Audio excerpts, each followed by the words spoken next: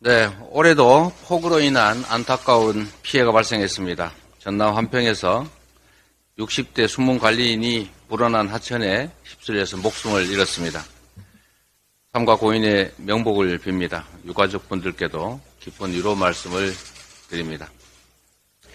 6월 평균 강수량의 2배에 달하는 비가 하루 만에 쏟아지면서 남부지방 곳곳에 피해가 속출했습니다. 어제 강기정 광주시장님 또 김영록 전남도지사님과 통화를 하고 직접 피해 상황을 들어봤습니다. 계속되는 장마로 더 큰 피해가 발생하지 않도록 침수 가능 지역 또 지하시설에 대한 전면 점검, 침수 예방시설 보강을 당부드렸습니다.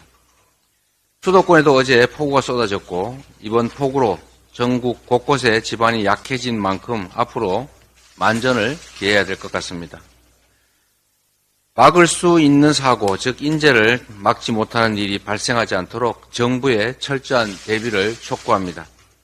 지난해 서울 관악구 반지하 주택, 포항의 지하 주차장 침수, 맨홀 추락 사망 같은 많은 국민이 수마로 인해 안타깝게 목숨을 잃는 일이 벌어졌습니다. 기상청은 올해 평년보다 장마가 더 길 것으로 예상합니다. 하지만 1년 전에 마련하겠다던 수해 대응책들은 여전히 말뿐입니다. 반지하 주택 이전율은 제자리 걸음이고 물막이판 설치도 부지하 세월입니다. 정부는 침수 피해 예상 지역에 대한 철저한 통제와 관리를 해야 합니다. 사후 약방문이 되지 않도록 특히 취약계층의 안전에 각별히 노력해 주시기를 거듭 당부합니다. 폭우, 폭염 그리고 물가 폭등에 대한 정부의 적극적인 대책 수립을 다시 한번 촉구합니다. 어제 개각 발표는 실망을 넘어서 참 당황스러웠습니다. 쇄신이 아닌 퇴행 그 자체였습니다. 통일부 장관 후보자는 김정은 체제 파괴를 주장해 왔습니다.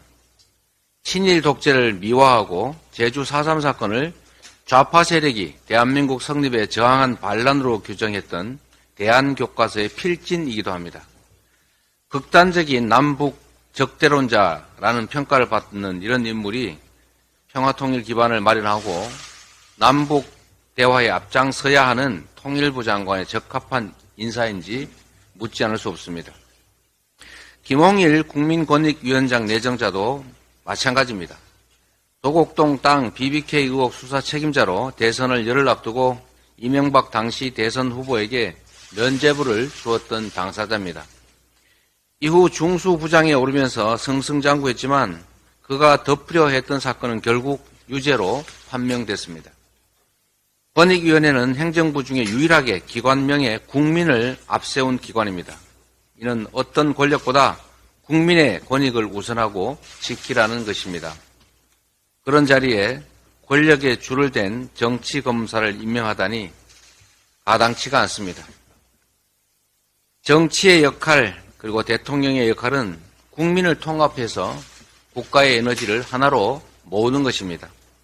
극우 편향, 검사 편향 인사로는 등돌림 민심을 회복하기 어렵습니다. 국정 운영의 새로운 동력은커녕 분열과 갈등, 대결만 확대될 것입니다. 꽉 막힌 지난 1년의 국정을 돌파할 방안이 오직 태극기 부대, 극우 유튜버뿐이라 생각하는 게 아니라면 대통령은 이번 인선에 대해서 전면 재검토하기를 바랍니다.